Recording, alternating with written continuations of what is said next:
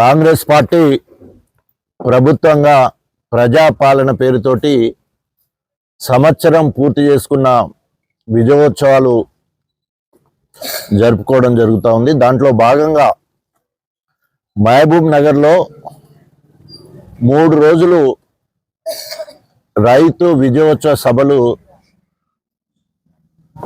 జరపడం అయింది. 3 రోజులు జరిపి రైతులకు 3 పంగనామాలు పెట్టడమే మాత్రం జరిగింది. రైతులకు ఒరిగింది ఏమీ లేదు.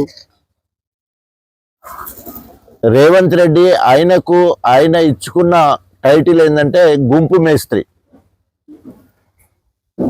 కానీ నిన్న ఆయన మాట్లాడిన తర్వాత ఆయన బ్రాండ్ ఒట్లేసుకోవడం, ఒట్టు తెలంగాణలో ఉన్న దేవుళ్ళందరి మీద ఒట్టేసి రైతులకు ఆగస్టు 15వ తారీఖు వరకు రుణమాఫీ చేస్తారని చెప్పేసి, మొత్తం 42 లక్షల మందికి రుణమాఫీ చేస్తారని చెప్పేసి ఆ దేవుళ్లను బదనాం చేసి ఆ పాపం తెలంగాణ ప్రజలకు జరిగే విధంగా, రైతులకు నష్టం జరిగే విధంగా ప్రమాణం చేస్తే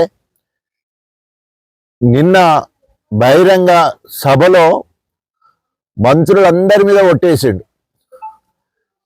ప్రజలు అయిపోయిన మంత్రులందరి మీద ఒట్టేసి నా కొడంగల్కు 20,000 కోట్ల రూపాయలు ప్రతి సంవత్సరం ఖర్చు పెట్టడని మాట్లాడడం విడ్డూరం.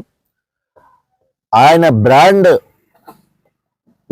ఒట్లేసుకోవడం, మరి ఒట్టేసుకొని ఏమన్నా ఆ కట్టుబడి దేవుళ్ళకు భయపడో మంత్రులకు భయపడో అవి చేస్తున్నాడా అంటే అబద్ధాల కోరు, అమలు కానిది చెప్పడమే ఆయన విధానం. కాంగ్రెస్ పార్టీ అధికారంలోకి రావడానికి అనేక అడ్డదారులను వెతుకొని అలివి కాని హామీలు ఇచ్చి మార్పు పేరుతో ప్రతి ఒక్కరిని మోసం చేసి తగుదనమ్మా అని చెప్పేసి సంవత్సరం పూర్తి చేసుకుని విజయోత్సవాలు జరుపుకుంటున్నారు. అది వంచన ఉత్సవాలు, వంచి విజయోత్సవాలు జరుపుకుంటున్నాడు. అక్కడ అట్లా ఉంటే ఈ నియోజకవర్గానికి పీడ, గణపురం నియోజకవర్గం పీడ కడియం శ్రీహరి గారు సిగ్గు శరం లేకుండా నక్క జిత్తులు వేసుకుంటూ ఇప్పటివరకు గణపురం వరకే ఉండే, ఇప్పుడు జనగాం వరకు పోయి జిల్లా కేంద్రంలో కూడా మాట్లాడతాడు. నేను నీతి నిజాయితీకి మారు పేరని తనకు తనే కితాబిచ్చుకుంటున్నాడు. ఆయన అవినీతి తిమింగలం.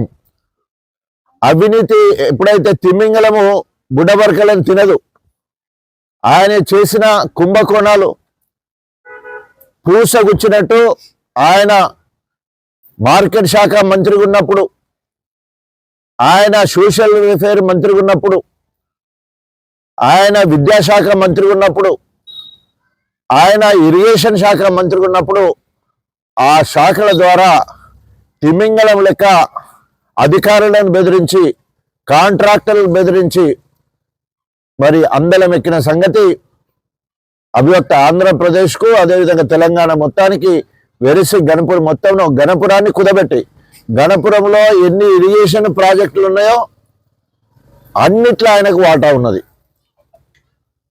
అంతేకాకుండా ఆయన ఏదో నిన్న లైబ్రరీ చైర్మన్ ప్రమాణ స్వీకారం రోజు ఒక మాట అంటాడు.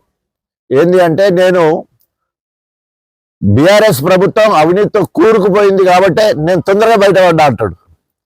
ఏమైనా సిగ్గుశరం ఉండాలి కదా. 10 ఏళ్ళు ఎంపీగా, ఉప ముఖ్యమంత్రిగా, 2 సార్లు ఎమ్మెల్సీగా, నీకు ఎమ్మెల్యేగా, నీ బిడ్డకు ఎంపీగా పార్టీ ఫండ్ తీసుకున్న తర్వాత, మూటముళ్ళ గదురుకున్న తర్వాత, కడుపు నిండా తిన్న తర్వాత, తిన్నింటి వాసాలు లెక్క పెట్టినట్టు సిగ్గు శరం లేకుండా యావత్ తెలంగాణ మొత్తం నిన్ను చీ అని సీదరించుకునే పరిస్థితి సభ్య సమాజం అంతా చూసి మరి నేను ఏమంటున్నా తూ అనే పరిస్థితి ఉంటే, నువ్వు మళ్ళీ జిల్లా నడిబొడ్డున మాట్లాడతావు.